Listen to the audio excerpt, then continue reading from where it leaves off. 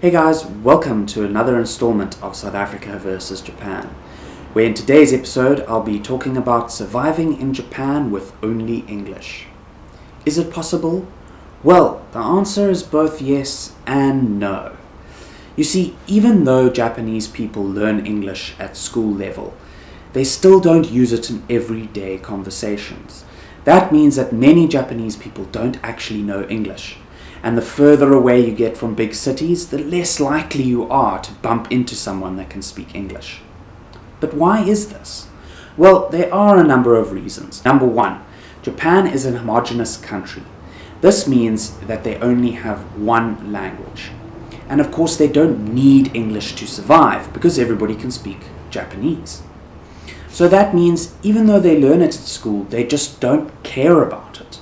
It's the same thing, like why would you want to learn a language if you think you're never going to use it? I mean, I did the same when I learned Afrikaans in South Africa. I never actually thought I would use it.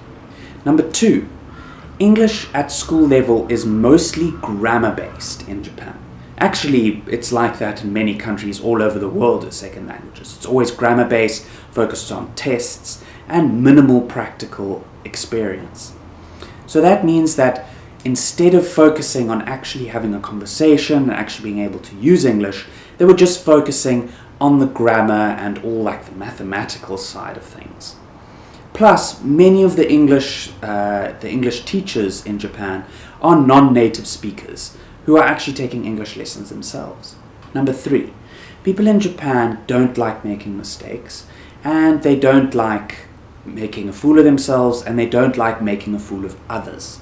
So of course this means that they shy away from speaking English with foreigners because they don't want to make a fool of themselves or of you. So of course you see many people have that deer in the headlights look when you come into a shop as a foreigner. You can definitely see that they are scared about having to remember their high school English classes to try and remember how to speak English. So many of them pretend not to even know it. But this is the same thing that happens when I go into a shop with minimal Japanese. I also have that deer in the headlights look because I'm very scared of actually using Japanese there. So with all these factors in mind, how does one actually survive in Japan with only English? Well, luckily the Japanese have made it really easy. So in preparation for the 2020 Olympics in Tokyo, they have started making steps to make it easier for English to be used in Japan. However, even aside from this, there are lots of different ways you can use English. Number one, many of the ATMs and machines and coin lockers and that all have English options. All of your information will be displayed in English. So you can hear them in English as well as Japanese. Of course, I swear when it turns to English, it gets 4 times louder, so that it's going like ding, ding, ding, foreign over here, which is really irritating. But anyway, another way that they make it easier is that customer service here, as I've said before, is world class. So that means that they will try anything to help you out of the situation, even if they don't know English and you don't know Japanese, which is fantastic. Of course, if you're living here for a long time and you have to do things like taxes and apply for medical insurance, that can be a bit of a challenge. So I would recommend making a Japanese friend who can speak Japanese and can help you out with these sorts of things. It's great to do that. But of course you're still going to need to know some basic Japanese phrases before traveling here or living here. Of course, there are many YouTube channels, textbooks, those types of things to help you learn for that. This is not one of those things. But I do have some useful tips for some of the things that they teach you in textbooks that are slightly different in person. So, number one, saying sayonara. So, sayonara is translated as goodbye. However, they don't use it in daily conversation. It's kind of like farewell in English. We only use it when somebody's going away for a very long time. So in Japan, better phrases to use are things like otsukarasama, itekimasu, iterashai, or jamate, which is more casual.